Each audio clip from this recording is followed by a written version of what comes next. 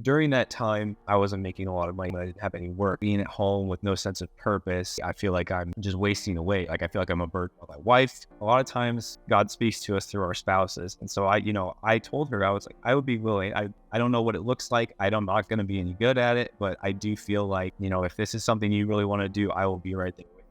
So I went from 6 months ago, no job, no college prospects, no kids, to now all of a sudden trying to go into accounting, and now I have two kids. We didn't have anything that we really could do except for show up and pray. Every night, our girl will pray for baby brother to come home. In January of 2021, we were able to adopt our girls, and then 2 months later, our son's process was finished too, and we legally adopted him as well. I got a full-time offer. I suddenly am like earning a salary, and I have medical benefits for the first time in my life. I believe that God equips us for the things that he calls us for. So any good work he starts, he will complete. It may not look like the world's idea of success, but he's going to make sure that you're cared for throughout the entire process.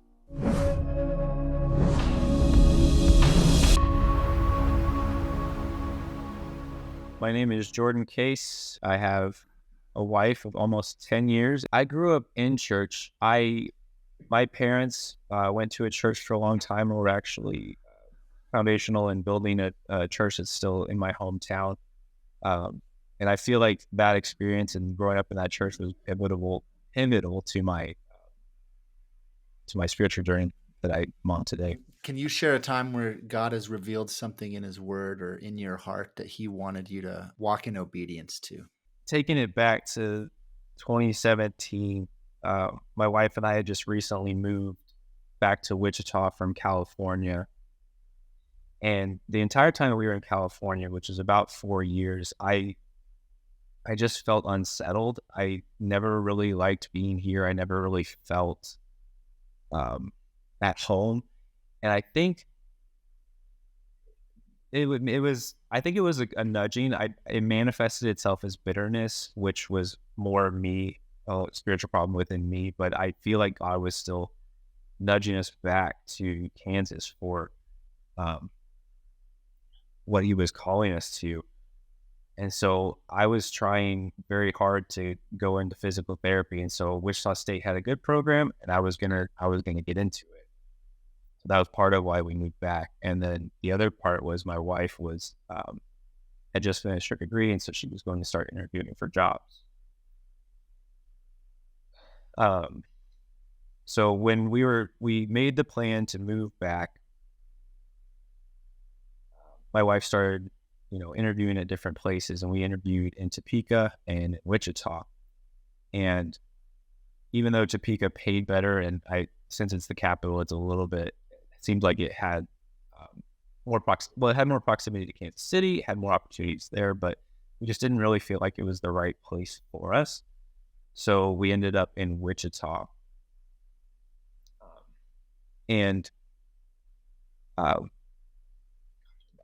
wife is like a sign language interpreter, and so she ended up working at the school district, and she works with deaf and hard of hearing children, and she also works at a Title I school, which is just it's a low income neighborhood. There are a lot more social and familial problems than you would see at other types of schools.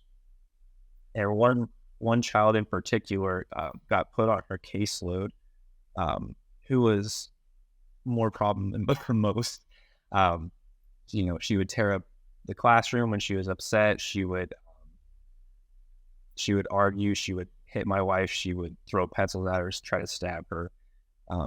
Just an overall violent child.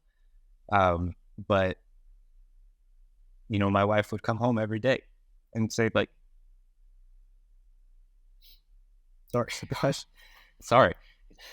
Well, my wife would come home every day and say, I love her. Like, I don't know what it is. She's so awful, but I love her.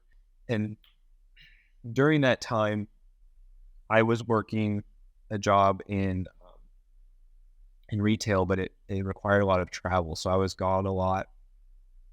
And also I wasn't making a lot of money. So I had times where I was away for a long time, and there was times where I was home and I didn't have any work. So I was just being, at home, and I grew up on a farm, so I'm used to working and working constantly and being at home with no sense of purpose. I'm struggling emotionally, financially, spiritually, because it's like I don't feel like I'm where I'm supposed to be. I feel like I'm just wasting away. Like I feel like I'm a burden on my wife. I feel like, the plans that I'm striving for aren't working. Um, and I was going to apply for the physical therapy program at Wichita State. And that same year that we moved back, they actually changed their entry criteria to be performance based only. Like they removed the interview process. So then the only way you can get in is to have like a 5.0 GPA essentially. Um, and so I was like, I'm an average, slightly above average student. Like I'm not going to get it. There's 30,000 applicants. They let in 30 people. I'm not going to get it. So again, I'm just aimless. I am just, yeah, I don't know what I'm doing with my life. Like I feel like a failure. I feel like, I can't get a break. And so I enroll in their Masters of Physical, or not, their Masters of Exercise Science program because I'm like, well, maybe this will get me, I'll bolster my GPA. I'll do some extracurriculars. I'll get there. And I started doing that. I did the summer semester and then I enrolled for the fall semester. And as I'm going to school, I'm riding my bike to the first day of class, in-person classes. And I don't feel right. And there's just this building like weight in my chest. And I which I later figured out was anxiety, but I'd never really had anxiety before. And I get all the way there and I walk up to the door and it's a automatic door and they open like this. And something inside me was like, I can't go in. So I got on my bike and I rode back home and I emailed my professor and was like, I'm going to drop this course. I'm sorry, I can't do it, which is very unlike me because at this point I have been going to college for 7-8 years and counting, trying to get all these degrees and certifications and stuff. And so I'm, just going down this path of like, I am going to get there.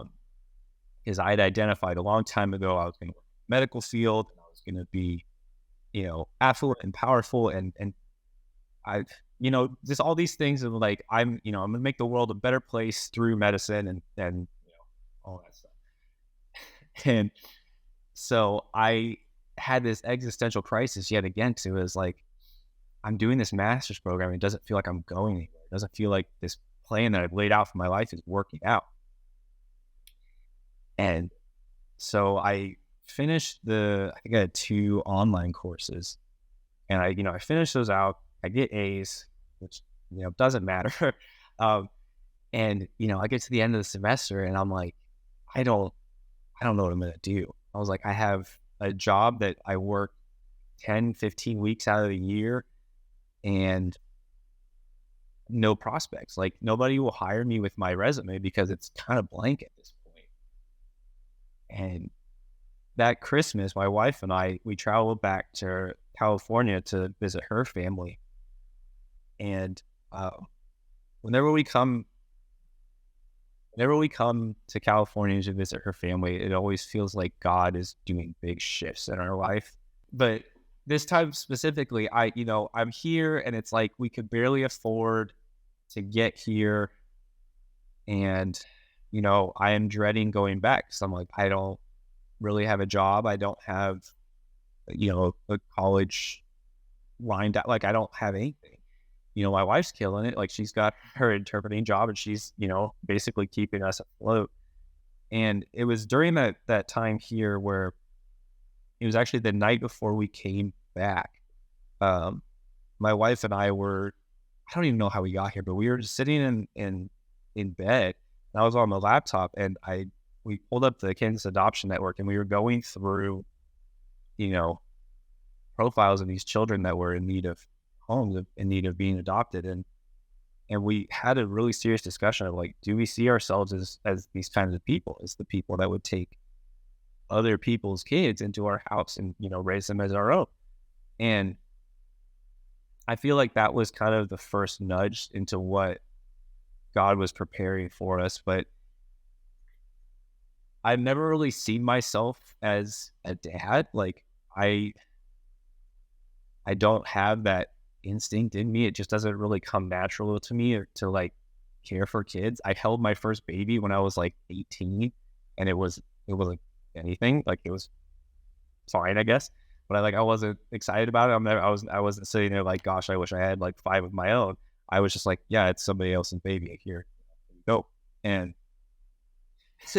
but like I said, I was like, my wife was, um, like, do you see us as a family that would do this? And my answer is always, I see myself as somebody who will step into God's will for my life. And a lot of times God's will comes to me through my wife. She always has a lot of um, good ideas. And a lot of times God speaks to us through our spouses. And so I told her, I was like, I would be willing. I don't know what it looks like. I'm not going to be any good at it, but I do feel like, if this is something you really want to do, I will be right there with you. I had no idea what it looked like because, it's not like going to the Humane Society and getting a dog. Like I've done that, and it's, you walk in, you give them a couple $100 and you walk out with a dog.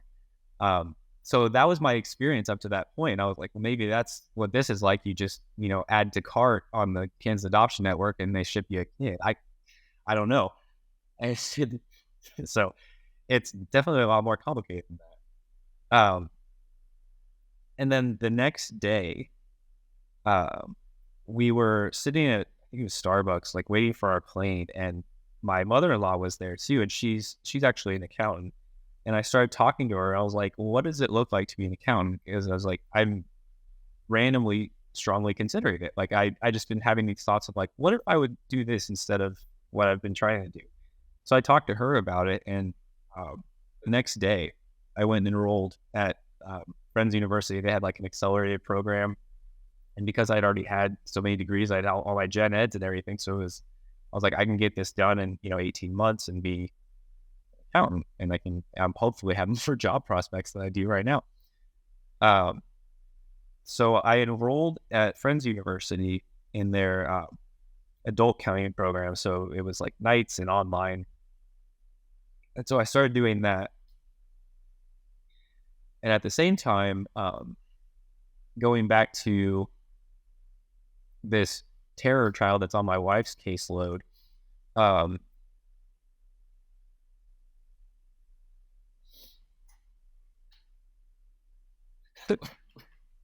we were actually driving one day. I think it was in February or March of 2017 or 2018, sorry. And one of my friends, my wife's friends, calls her out of the blue. I still remember where we were when she called and was like, hey, I'm in this, I think it was a quilting class at the YMCA. Completely, I didn't even realize the YMCA offered this, but she was in this class and she was talking to this woman that was beside her, and come to find out that this woman was this child's social worker. And she said that their mom has caught, a lot of jail time, and she's looking at 3 to 5 years. Like she's going to be gone for a while. And she doesn't really have anywhere for these kids to go except foster care. And my wife hangs up the phone and she looks at me and she goes, so were you serious about what you told me back in December? She said, because we might be getting some kids. And I was like, if you think it's a good idea, I think it's a good idea. So yeah, sure. And I would say, 2-3 weeks later, my wife was eating lunch at work, and their mother, this girl's mother, texted her and was like, hey, the SWAT team is at my house. I need you to come get these kids. Like, and I should preface that just like this girl that was on my daughter's caseload, my wife had some sort of weird influence over her mother too, where because her mother wasn't allowed on school premises because she threatened so many individuals at the school that she wasn't allowed to set foot on school property anymore. But my wife was able to connect with them and build a relationship with them. And so then when, the mother came to parent teacher conferences and was like, I have nowhere for my kids to go, I'm going to jail, Brooke was able to be like, well, I'll take them. Like I can take care of them while you're gone. And so fast forward, April 4th, 2018, my wife gets a text while she's eating lunch, and mom is like, hey, the SWAT team is at my door. They're coming to arrest me. Can you please come get my kids? Because her kids weren't at school that day. And so my wife goes and she talks to the police, and they're like, who are you? And she's like, well, I'm a kid's interpreter. And they say, well, you don't, you can't be here. Like, you're not a family member. You're not anything. And fun part about deaf and hard of hearing world is that they're legally required to have an interpreter, especially for police situations and that. So my wife was able to work that loophole and be like, hey, no, there's a deaf child in here. She needs to know what's going on. I need to be here. And so then police, break down the door. They go in the house. They arrest a bunch of people. And my wife goes in. There's these two girls just sitting on the stairs crying. Because, what else can you do? And she goes in there and she hugs them and consoles them, and she's bringing them out. And the police are trying to decide where these kids are going to go because they obviously can't stay there. And they have no, there's no father in the picture. There's no other family members that can take them. And their mother says, well, they're going with my wife. And the police say, well, no, they can't because, she has no legal right to them. They would have to go into foster care. And mother's like, well, I have a person that has power of attorney. He can come and take them, even though she had already, she wanted them to go with us and all that. So then that man shows up and he doesn't want them. They don't want to go with him. And so the police officers that were there basically said, our captain said that the kids need to go with this man. Just wait until he leaves and we'll sign off on this man taking them, and then you can just take them and go. I feel like, looking back on it, I feel like the police knew that he wasn't the best person for them to be going with, which we didn't find out till a lot later. But in that moment for me, but how everything went down, it solidified to me that they were supposed to be with us, just because of how everything just kind of worked its way together. Like, had one thing gone differently, none of this would have happened. So yeah, April 4th, 2018, we had a roommate at the time. We were basically like, hey, bud, you can stay here tonight, but you need to move out tomorrow because we need this bedroom for a couple kids. So they moved in, and they were wild children. At the time, 5-year-old girl decided to paint her bedroom. She got up at 7 a.m. and said, start painting her bedroom, because I was going to paint it. She was like, hey, I'll just do it. And so she got paint all over her clothes. It was great. So I went from, 6 months ago, no job, no college prospects, no kids, to now all of a sudden I have, I'm trying to go into accounting, and now I have 2 kids, but still no way to support them because I'm not, working. So they move in with us, and we start the process of trying to get legal guardianship of them, because once their mom was incarcerated, she actually signed a power of attorney form over to us, and we were talking with an attorney, and he was like, "This is essentially worthless." Um, it allows you to do a couple of things from like a legal perspective, but at the time the girls needed like medical care, they needed dental care, they had all these different issues that like me as a just random babysitter can't sign off on. So my wife and I decided to take the step to contact an attorney, get a consultation, and see if we can get some sort of more tangible thing like legal guardianship. Which, if you've ever used an attorney, you know that they can be very expensive, and we're not in the best financial spot. So again, another step of faith of like, I did not want to do this, but I didn't realize it was going to be this big of a commitment. But I was like, again, my wife thinks this is a good idea. I trust her judgment. And this is the obvious logical next step. Like, this is what needs to be done. So this is what we're going to do. And, God will provide. So we start pursuing legal guardianship for them.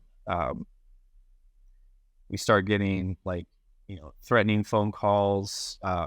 We have people start stalking us, coming to our house, basically trying to deter us from doing this.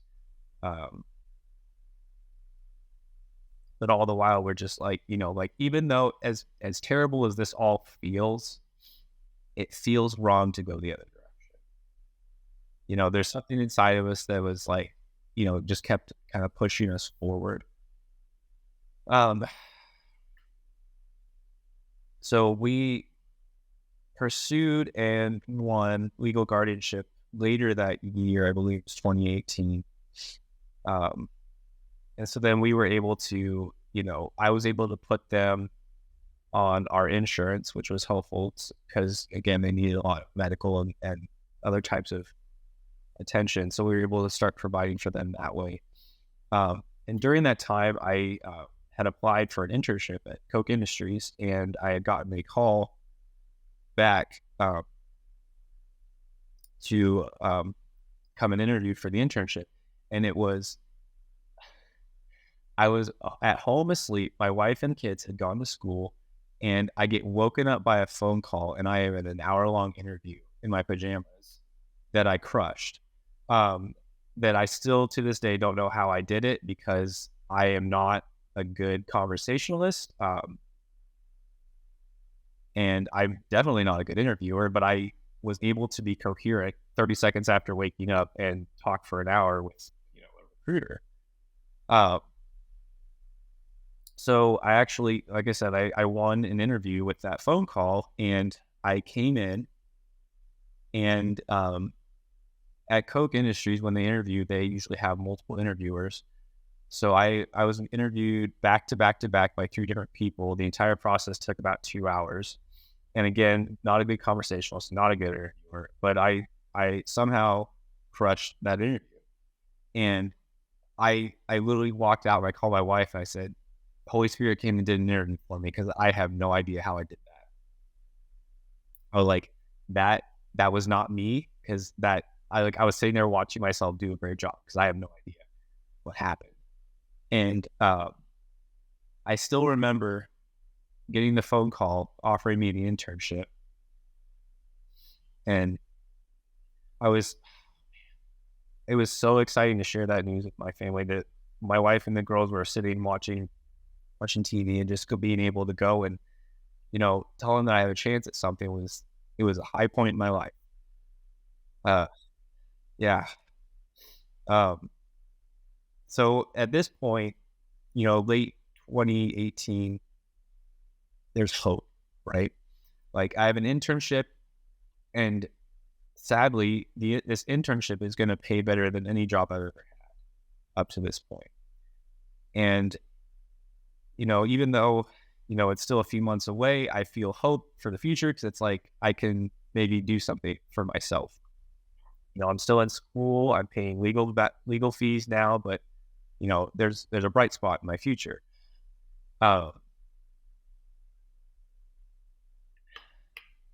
Then in late 2018, maybe 2019. Um, their mother actually gets out of jail August of 2018. The judge randomly reduced her sentence, and I think it was August of 2018. She called us. She called my wife. We were actually coming back from visiting my parents, and she called my wife and was like, I'm pregnant and I don't know what to do." And my wife was like, "Well, like, do you like, we can take the baby. Like, if you want the baby, we can help you. Or if if you want to, if you don't want the baby, you can, we can take it." She's like, "That'd be great." And so suddenly we're going from, last year, no kids, to 2 kids, now potentially 3 kids.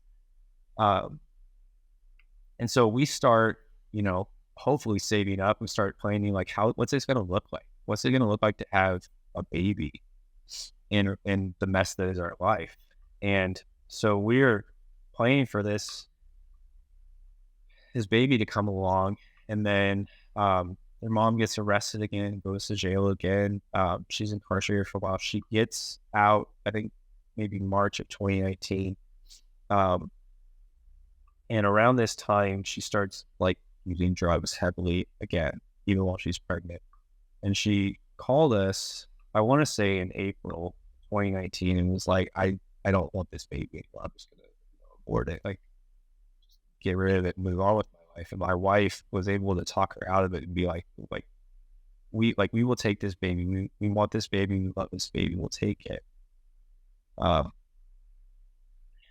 so, um, so then he is born May 31st, 2019. My family and I, we were on vacation in Tulsa. It was the first vacation we had taken as a family.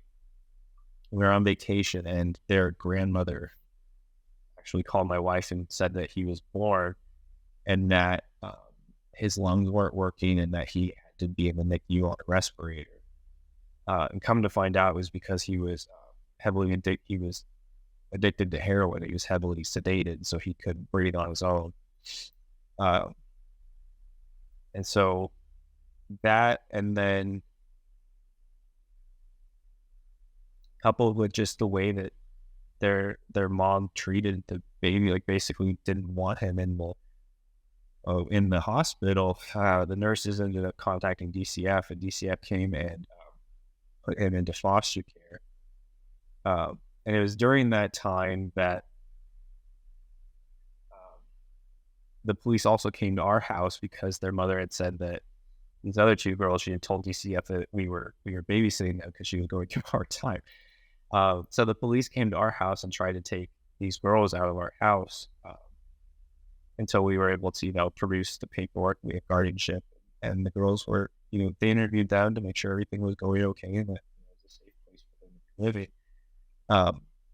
But then my wife, told the police, like, because this is, they're part of like the DCF, like the family side, and she told these police, like, hey, like, what's going to happen to this baby? And they said, well, he's going to go into foster care. And Brooke said, well, we are working on getting our licensure. Can we, we would like to take him if that's possible. So we ended up on a list, and we had a social worker that was contacting us. And so what happened with that whole situation then was, for better or for worse, in the foster care network, the goal is always reintegration. So if a child is taken from the home, the goal is to bring the child back into the home. And their mother told the social worker that basically, like, if this child goes into the case home, I'm done. Like, I'm not gonna visit him. I'm not gonna try. And so in order to keep her engaged with the process, they put him in another home to try and help mom rehabilitate, and eventually have him move back in. It did not go as they had hoped, but during that time, we started essentially engaging in a custody battle for him as well, because we felt like, you know, he was supposed to come and be with us. At that time, we had set up a nursery for him. We had everything ready. Our church threw my wife a, baby shower with 24 hours notice. Got us everything we needed, like crib, diapers, clothes, everything. Only to, find out he wasn't coming. And so we had engaged in this, this legal battle of like, we don't believe that he's where he's supposed to be. And we feel like, we feel again compelled to go down this path that, we have no business going down, besides having, this gut instinct or Holy Spirit, nudge of like, hey, what's happening here isn't right.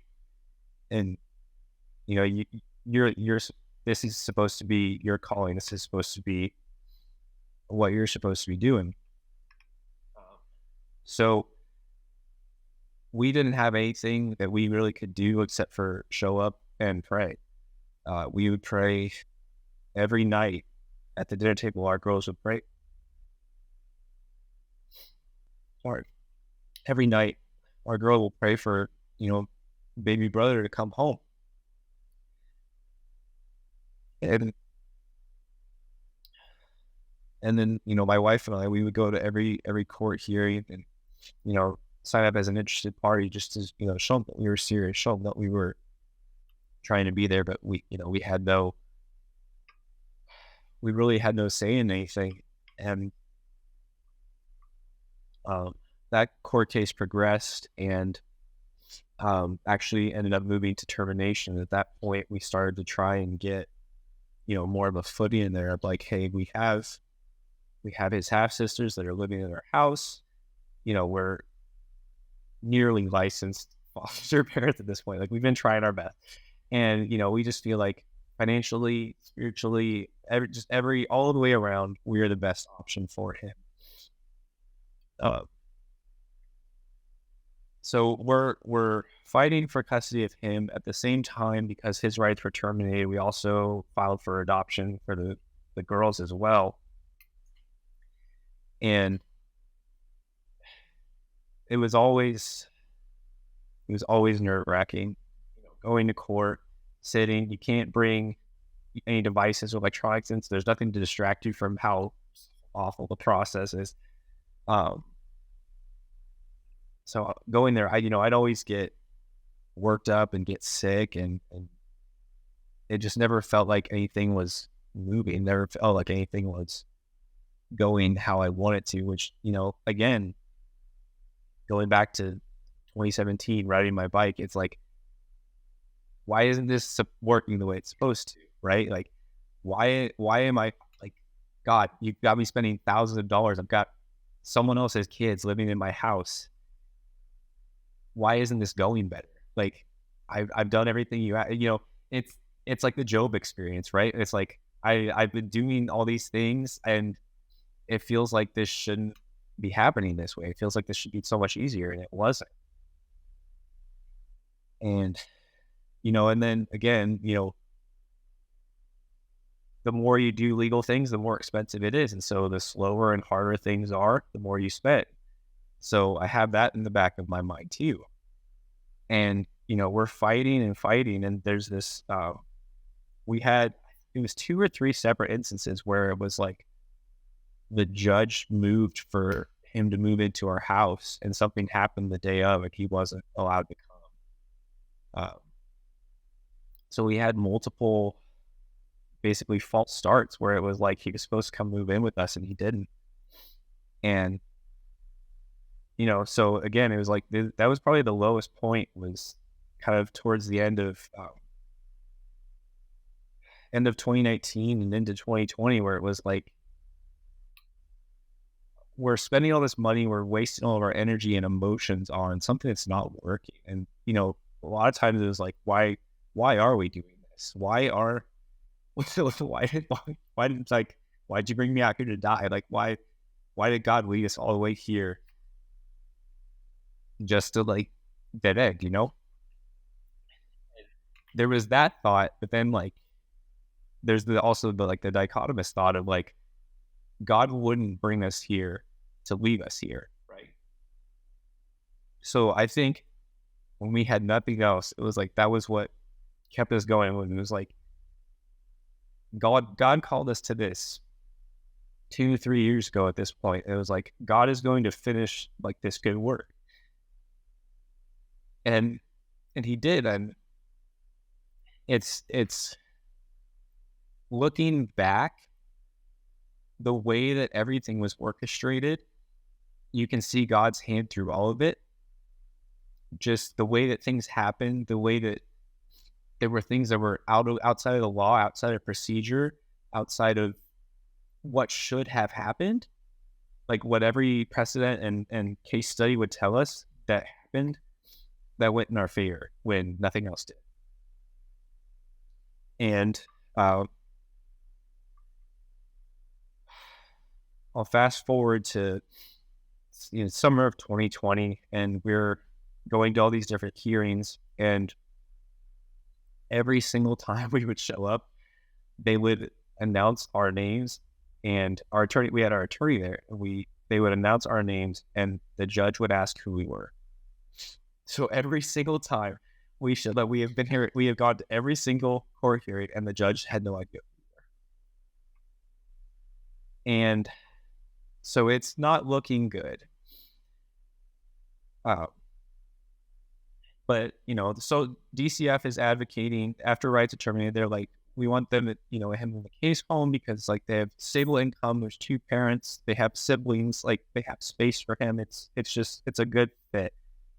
But, the judge doesn't know who we are. And he's like, why would I put them in some random person's house? So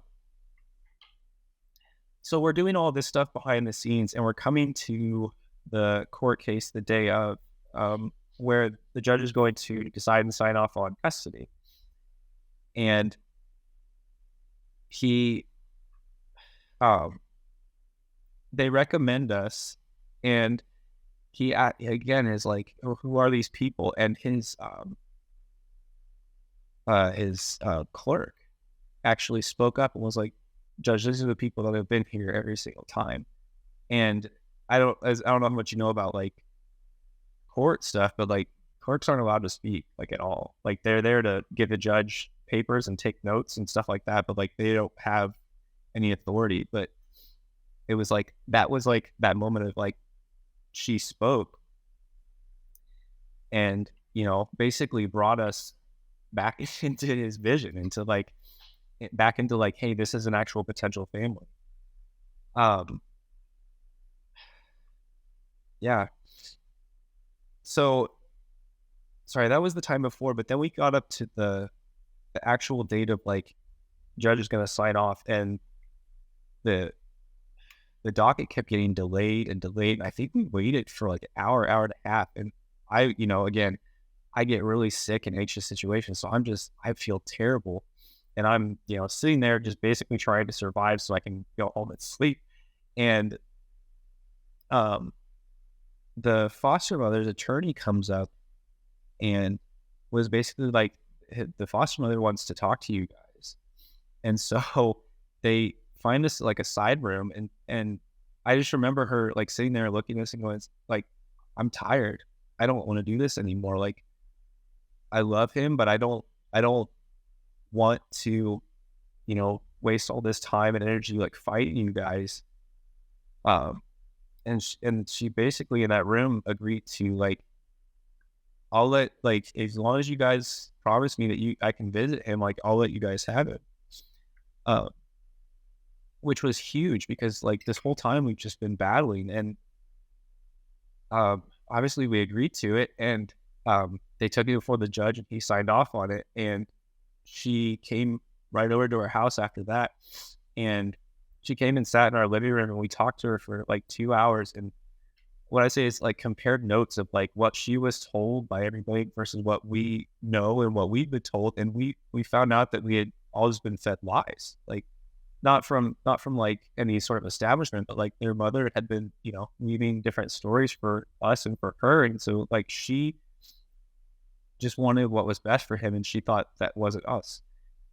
Um, but yeah, like I said, she talked to us for 2 hours and then she left, and we have never heard from her again. Like, but our door is always open if she wants to come visit.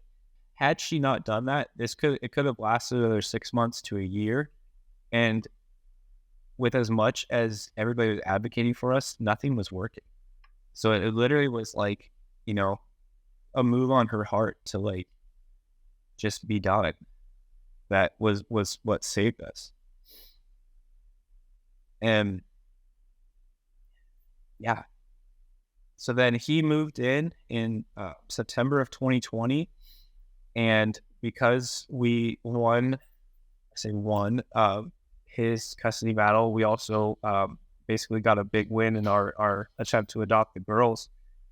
And then in January of 2021, we were able to adopt our girls. And then 2 months later, our son's process was finished too, and we legally adopted him as well.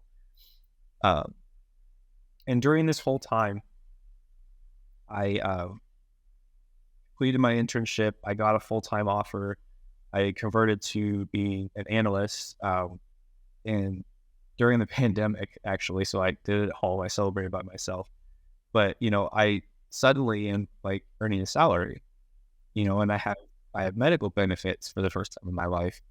And, I'm able to have a savings. And one of the big things, like,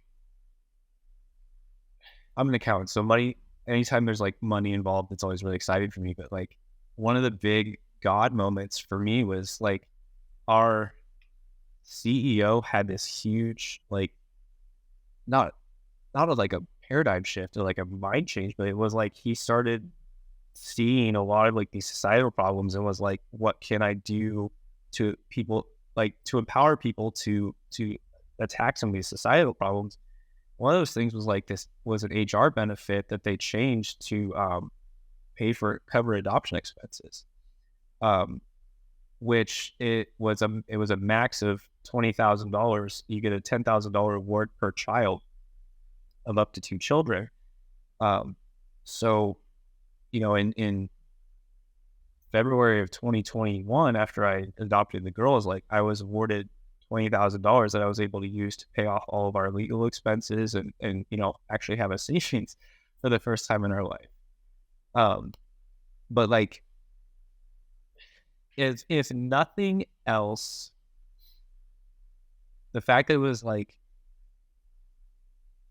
that money came in and I was able to erase my debt that I had built up over the last 3-4 years, for me was God's way of saying, this is where you were supposed to be. This was what I was bringing you to. Like, I wasn't just leaving you high and dry. Like, here's these kids, here's $20,000 in debt. Please, continue in my footsteps. It was, I've called you to this. I am the provider. I will provide what you need to get here and to, keep growing. So, every time I feel a nudge, or I feel like, like, why is God so quiet in my life right now? I think about like my kids and that story of like, when it felt like God wasn't doing stuff, when it felt like we were in the wrong place, like all we need was some hindsight, right? I can look back at all those times now and I can see where God was weaving himself into our life and where he was providing for us and protecting us. And, things that you couldn't see in the moment, but are very clear in hindsight. What have you learned through this process, and how is your life different, or your walk with the Lord different now that you've walked in obedience in this area and he has proven himself to show up time and time again? I believe that God equips us for the things that he calls us for, not necessarily to like crush it, right? Like not to be the best at it, but just to like do it, just whether like through your skills or talents or anything else. Like he calls you to things that like your life has prepared you for, that along the way you've gained skills and experience that like you can apply to this. And and where those things don't apply, there's God's grace and his power, right? Like we had a lot of experiences where God stepped in and did stuff for us that we couldn't have done ourselves. So it's when I feel called to things, and when God calls me into obedience in a certain thing, it's like I know that with what life experience he has given me plus his power, like anything is possible. uh, and then the other side of it is that God's not going to leave you high and dry. Like he's not going to call you into the desert. So any good work he starts, he will complete. um, it may not look like the world's idea of success, but like he's going to make sure that you're cared for throughout the entire process.